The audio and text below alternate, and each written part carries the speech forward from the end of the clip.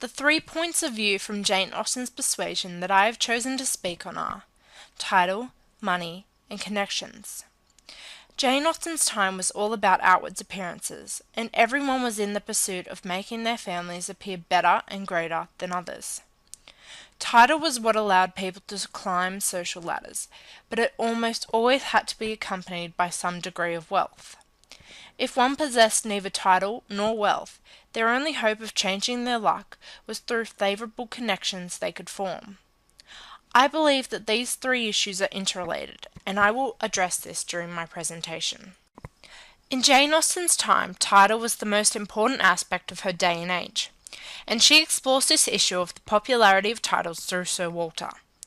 As what Jane Austen 8 and Charles Dickens knew points out, social hierarchy was made known through the order of precedence, that being a ranking of honours, ranks, ancestry, and the occupation statuses in the kingdom. In the 19th century there were 3 different classes of people: the peerage, made up of dukes, marquises, viscounts and barons; the people of lesser class, who still possessed some form of station, these being baronets and knights; and finally, the working class. In theory, the higher ranking your status, the more affluence you had in society. Sir Walter Elliot, the father of Jane Austen's protagonist Anne Elliot, belongs to the low level of aristocracy. While he is not the highest ranking class, or even entitled to a place in the House of Lords, he still places a large amount of self-importance into his title of baronet. Jane Austen begins to draw attention to Sir Walter's self-satisfaction in the first chapter and the first line of the novel, by saying he never took up any book but the baronetage. To further cement our belief in Sir Walter's proud personality, she says on the very next page that he possessed vanity of person and of situation. Mary Musgrove, Anne's sister, married Charles Musgrove, who has the title of Esquire, referring to someone who has either attended a knight or is in training to be a knight. But in Sir Walter's eyes, this is an insignificant marriage, saying that by Mary marrying Mr. Musgrove, she has acquired little artificial importance, meaning that she has brought no favourable titles or connection through her marriage, that Sir Walter could use to increase his influence. Being wealthy in the 19th century meant a great deal to society, and indeed Jane Austen does reflect this topic in Persuasion a fair amount. Land was the basis of wealth, status, and power in the 19th century, according to what Jane Austen 8 and Charles Dickens knew. It was often a major source of income for the nobility at the time, as it produced rent from tenant farmers, but it often was very expensive to keep if a harvest failed or livestock could not graze on it, but nonetheless any available income went into its upkeep. What Jane Austen 8 and Charles Dickens knew highlights is that families who were associated with trade and had gained wealth from it often had to put their money into a country estate to be really accepted into polite society, and even then there was a high amount of social stigma. This is because being a gentleman or a lady meant that you had the freedom from the need to earn a living, and so trade would taint their family name. People who wished to climb social ladders to a higher rank had to avoid physical labour, and then on top of that, their names could not be associated with their tradesman past or family. In Persuasion, Jane Austen says that Sir Walter's living habits have dragged him into debt, a subject that was heavily judged by society during the 19th century. Because of this fact, along with Sir Walter's inflated ego, he refuses to sell any part of Kellynch Hall, the family estate in Somersetshire. Page 11 says he had condescended to mortgage as far as he had the power, but he could not condescend to sell.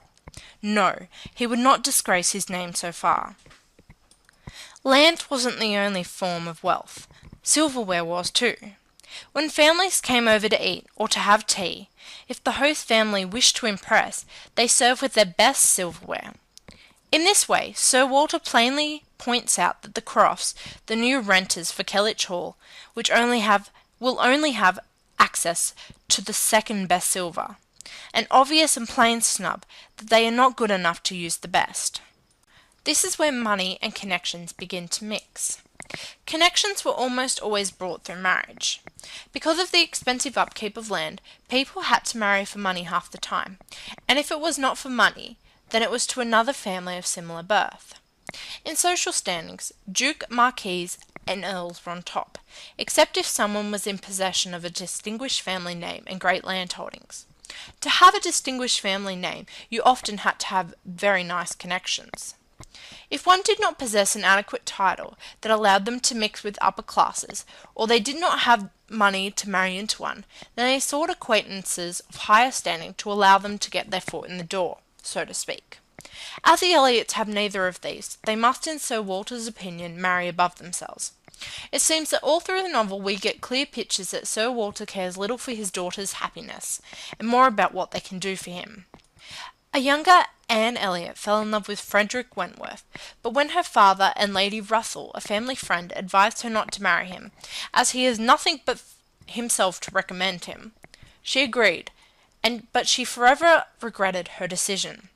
Sir Walter could have given his daughter money to live on if she had married Frederick, but he did not desire the marriage, as it did not allow him to gain any connections that he might want.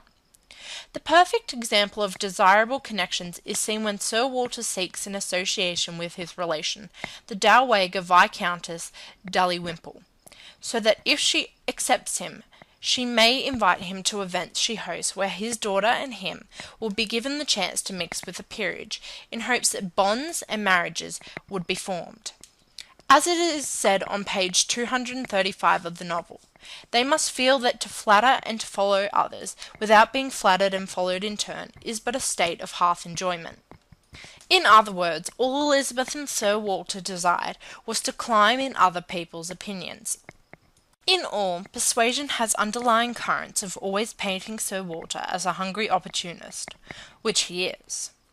If his daughters married or made connections to the peerage, he was able to mix with them through that link, and in a similar way, if they married someone of great wealth, such as Captain Frederick after he returns from war, and they buy land, it gains him affluence through his daughter's gain.